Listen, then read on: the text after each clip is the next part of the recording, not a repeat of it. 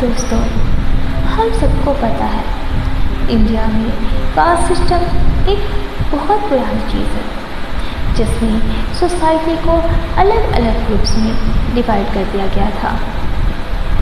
दोस्तों, आज मैं एक ऐसा ही टॉपिक आपके सामने लेके आई हूँ जो कि हमारे देश में कई बार मुद्दे में आया है। जी हाँ, मैं रिजर्वेशन की बात करूँ। आज हम ओबीसी रिजर्वेशन की बात करेंगे। तो दोस्तों, सबसे पहले समझते हैं ओबीसी रिजर्वेशन के पीछे की जो बैकग्राउंड थी वो क्या चल रहा था।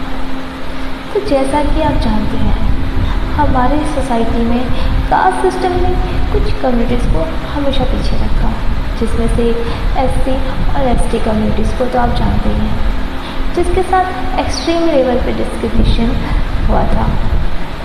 इसलिए कॉन्स्टिट्यूशन बनाते वक्त उनके लिए रिजर्वेशन रखा गया। लेकिन एक और बड़ा सेक्शन था जो ना एससी में था और ना ही एसटी में, बट फिर भी पीछे था। ये था अदर बैकवर्ड क्लास यानी ओबीसी। जी हाँ दोस्तों, इसी के साथ हम ओबीसी का कॉन्सेप्ट समझते हैं। सीधे शब्दों में ओबीसी उन कम्युनिटीज़ को बोला गया जो सोशली और एजुकेशनली बैकवर्ड थी। मतलब उनके पास ना रिसोर्स था, ना प्रॉपर एजुकेशन, ना अपॉर्चुनिटी। दोस्तों, 1979 में एक कमीशन बना था जिसका नाम मंडल कमीशन था, जिसको हेड कर रहे थे बीबी मंडल जी। और इस कमीशन ने एक रिपोर्ट 1980 में सबमिट की। उस रिपोर्ट में बोला गया कि लगभग 52% पॉपुलेशन जो इंडिया की है उसमें ओबीसीज हैं। ठीक है, यानी आधे से ज़्यादा जो इंडिया की पॉपुलेशन है वो बैकवर्ड है। तो जो कमीशन थी उसने रिकमेंड किया कि गवर्नमेंट जॉब्स और एजुकेशनल इंस्टीट्यूट्स में 27% रिजर्वेशंस ओबीसीज के लिए होना चाहिए। साथ ही एससी और एसटी के लिए पहले से ही रिजर्वेशन थी। दोस्तों, असली धमाका तो तब हुआ जब 1990 में प्राइम मिनिस्टर वीपी सिंह ने मंडल कमीशन की रिकमेंडेशन इम्प्लीमेंट करना अनाउंस किया। दोस्तों, इसका रिज़ल्ट ये हुआ कि जो स्टूडेंट थे वो जोरदार प्रोटेस्ट करने लगे। कॉलेज बंद कर दिया गया, सड़कों पर मोर्चा निकाल दिया गया और कुछ जगह तो सेल्फ इमोलेशन तक था। मतलब एक ऐसा आंदोलन जो इंडिया के रिजर्वेशन हिस्ट्री का सबसे बड़ा टर्निंग पॉइंट बन गया। दोस्तों, आप सोच रहे होंगे कि सुप्रीम कोर्ट का क्या रोल था इन सब में। तो 1992 में आया एक हिस्टोरिकल जजमेंट, इंदिरा सविनय Waje union of India case. Supreme court ने बोला, हाँ, ओबीसी रिजर्वेशन वैलिड है, लेकिन टोटल रिजर्वेशन 50% से ज़्यादा नहीं होना चाहिए। मतलब एससी एसटी और ओबीसी का जो रिजर्वेशन है उसको मिला के 50% नहीं होना चाहिए, मतलब 50% से ज़्यादा नहीं होना चाहिए।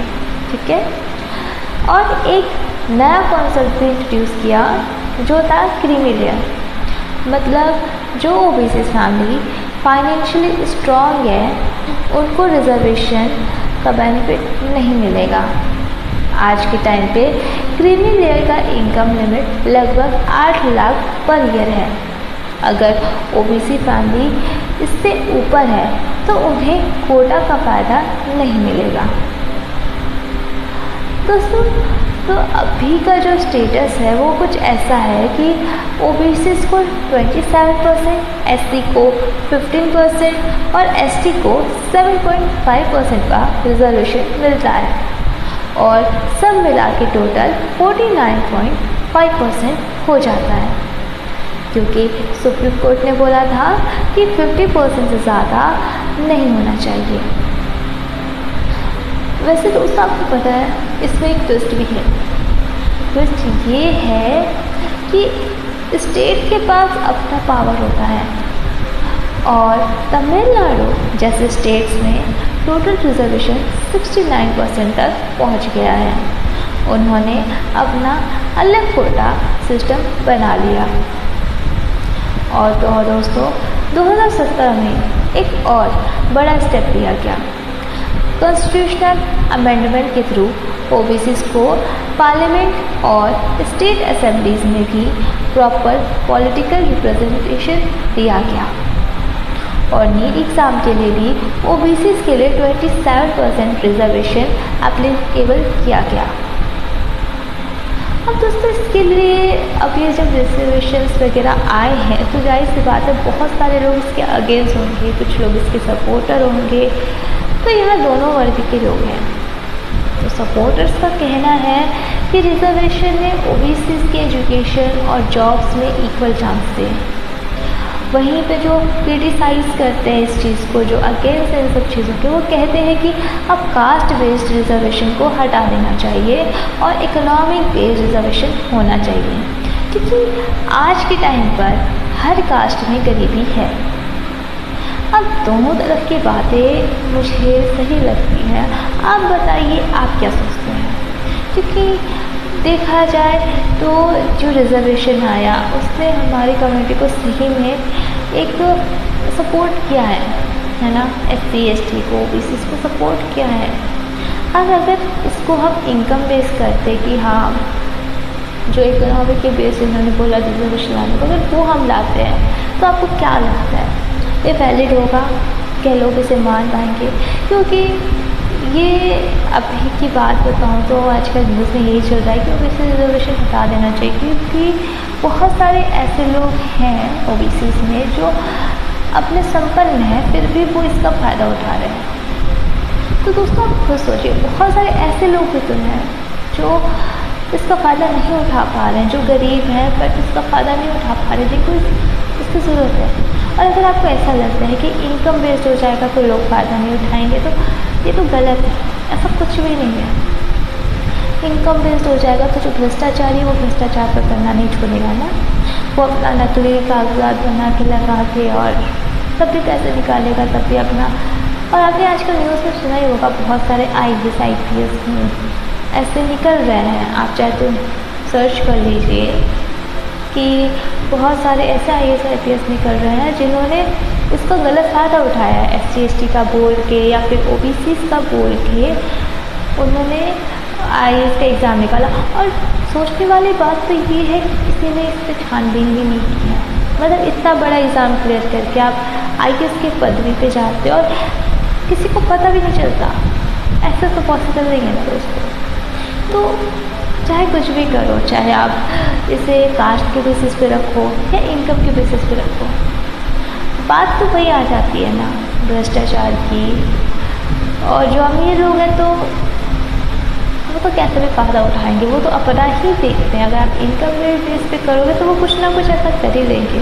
तो समझदारी तो हमें दिखानी पड़ेगी ना कि हम आवाज़ उठाएं। अगर हमें पता चलता है कहीं तो हम बताएं कि ये गलत है, चुप ना बैठे, राइट। तो दोस्तों ओबीसी रिजर्वेशन सिर्फ एक पॉलिसी नहीं बल्कि एक सोशल रिवॉल्यूशन है। एक ऐसा स्टेप था जो उन लोगों के लिए था जो हमेशा पीछे रह गए थे।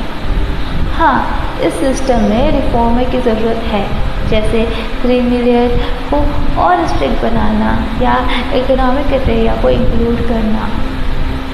लेकिन एक बात क्लियर है, बिना ओबीसी रिजर्वेशन के आज इंडिया की डेमोक्रेसी, जॉब्स और एजुकेशन सिस्टम इतना एक्सक्लूसिव नहीं था। तो दोस्तों आज के लिए इतना ही।